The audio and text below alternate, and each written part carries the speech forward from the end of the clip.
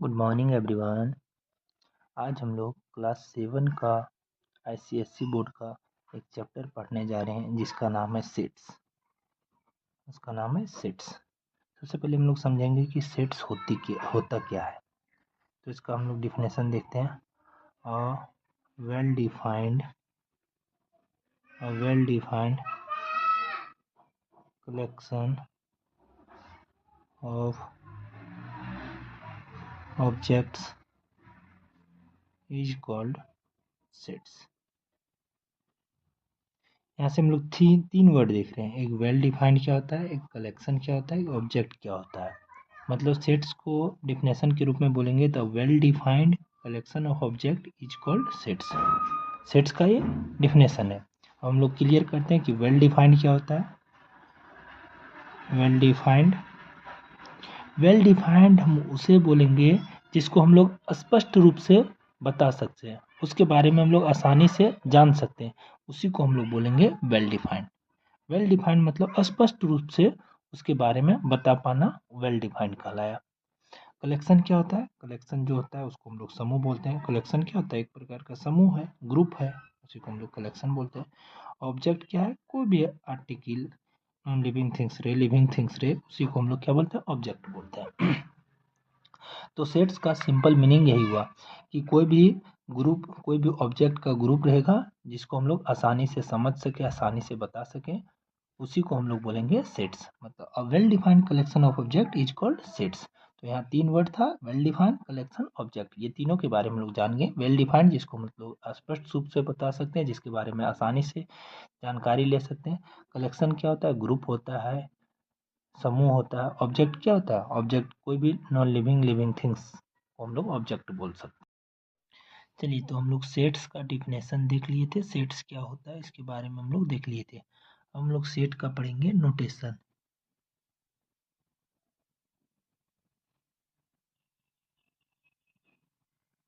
Sets का notation हम लोग कैसे करेंगे इसके बारे में हम लोग जानते हैं। सेट्स का नोटेशन जो होता है वो कैपिटल लेटर में किया जाता है। कैपिटल लेटर्स में किया जाता है। कैपिटल लेटर मतलब सेट्स को ए नाम दे दीजिए, बी नाम दे दीजिए, सी नाम दे दीजिए, डी नाम दे दीजिए, इस तरह मतलब कैपिटल लेटर में इसको हम लोग नामांकन करेंगे, इसका नाम देंगे। चलिए एग्जाम्पल से हम लोग समझते हैं। जैसे एक एग्जाम्पल ले रहे हैं, सेट ऑफ नेचुरल नंबर। किसका एक एग्जाम्पल ले रहे हैं, set of natural number less than 10। मतलब नेचुरल नंबर का सेट रहेगा जो 10 से छोटा रहेगा। तो सबसे पहले अभी हम लोग समझे थे कि सेट का जब नाम लिखेंगे या सेट को डिनोटेड करेंगे नोटेशन में, तो उसको कैपिटल लेटर में हम लोग दिखाएंगे। तो हम लोग मान लिए एक कोई सेट है, उसमें ऐसा नंबर है जो नेचुरल है और 10 से छोटा है, तो हम लोग लिख लिए 1 2 3 4 5 6 7 8 9। अब ये सब जो नंबर है जब सेट में हम लोग लिखेंगे तो इसको हम लोग एलिमेंट बोलेंगे या तो फिर मेंबर बोलेंगे। इसको एलिमेंट बोलेंगे या तो फिर मेंबर बोलेंगे। दूसरा चीज, जब भी हम लोग सेट के एलिमेंट को और मेंबर को लिखेंगे तो उसको करली ब्रैकेट के अंदर क्लोज करके लिखेंगे। मतलब इसका जो घर हो गया, एलिमेंट का जो घर हो गया, उसको हम लोग करली ब्रैकेट बोलते हैं। इसको हम लोग क्या बोलते हैं, करली करली ब्रैकेट। तो इतना हम लोग समझ गए कि एलिमेंट को जो हम लोग लिखेंगे वो करली ब्रैकेट के अंदर लिखेंगे। एक और चीज हम लोग समझते हैं, जो एलिमेंट रहेगा वो कॉमा से सब सेपरेट रहेगा। कॉमा से सब क्या रहेगा, सेपरेट रहेगा। एक और एग्जांपल अच्छा से हम लोग समझते हैं। जैसे हम लोग लिख रहे हैं, एक वर्ड लिख लेते हैं हम लोग, मैथमेटिक्स।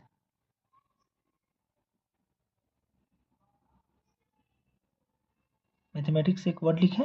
अब इसके लेटर का हम लोग सेट बनाना है। इसके लेटर का हम लोग को क्या बनाना है, सेट बनाना है। तो हम लोग मान लेते हैं कि एम एक कोई सेट है। अब इसमें जो लेटर लिखाएगा उसको हम लोग क्या बोलेंगे, सेट का एलिमेंट बोलेंगे, सेट का मेंबर बोलेंगे। और इसको हम लोग कैसे लिखेंगे, उसको हम लोग करली ब्रैकेट के अंदर लिखेंगे। तो इसको हम लोग लिखते हैं,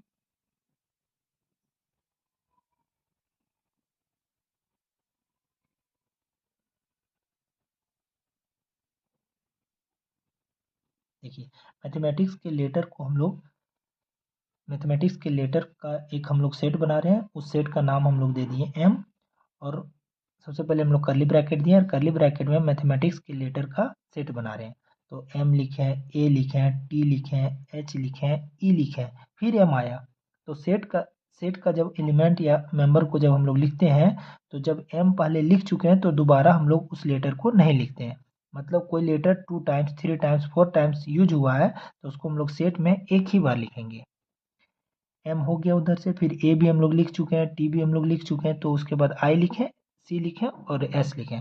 और अभी हम लोग समझे थे कि जब भी हम लोग सेट के एलिमेंट को, सेट के मेंबर को लिखेंगे तो कॉमा से हम लोग क्या करके लिखेंगे, सेपरेट करके लिखेंगे। तो इस तरह से सेट का हम लोग कुछ कुछ और नोटेशन यहाँ से हम लोग आसानी से समझ गए।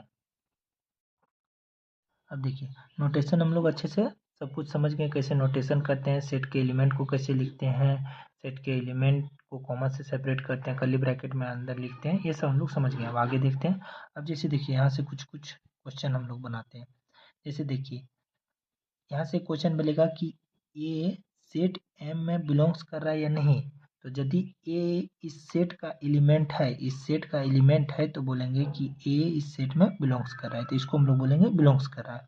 और यहाँ भी हम लोग मान लेते हैं एक्स, एक्स इस सेट में बिलोंग्स कर रहा है या नहीं, तो इसको बोलेंगे not belongs to set M. मतलब ए जो है वो सेट एम में बिलोंग्स कर रहा है और एक्स जो सेट एम में बिलोंग्स नहीं कर रहा है। तो यहाँ से ये भी हम लोग को समझना था। अब हम लोग यहाँ से पढ़ेंगे रिप्रेजेंटेशन। सेट का कैसे हम लोग रिप्रेजेंटेशन करेंगे वो समझते हम लोग।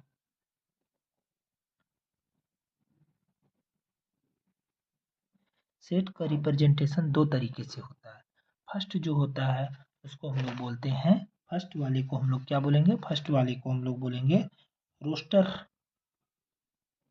Roster method.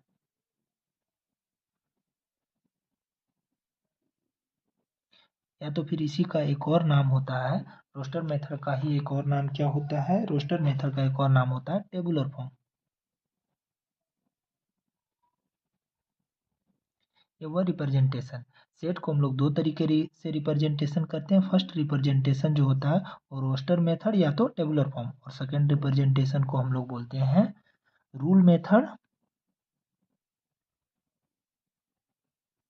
रूल मेथड, या तो फिर इसी का एक और नाम होता है set builder form, set builder form. अब ये दोनों को हम लोग एक एक एग्जाम्पल से हम लोग समझेंगे। यहाँ भी हम लोग क्या समझें कि सेट का जो रिप्रेजेंटेशन होता है वो दो तरीके से होता है।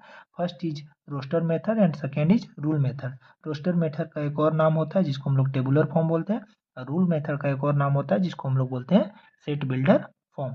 अब रोस्टर मेथड क्या होता है, रूल मेथड क्या होता है, इसको हम लोग एग्जाम्पल से समझते हैं आगे के।